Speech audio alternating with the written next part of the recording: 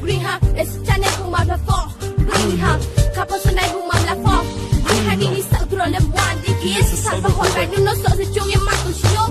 Woman, do to Hano. You may unroll like don't like China. Look in the man, say no, sorry, you can fall. Kapang ni may no tasro kodi. Ang kangal gold sa umi to fall. Wag kano nini bitawan. Check na rito ko ye. Young Brew, raise me up. Yeah, come on. Oh, I need we hanong ke hatok si. Bo mo'y to gulo ang no kamsang nai. Kapang bay ke nung no ko song jao. Nung ba amor ni ang bay thang nai de. Bo mo'y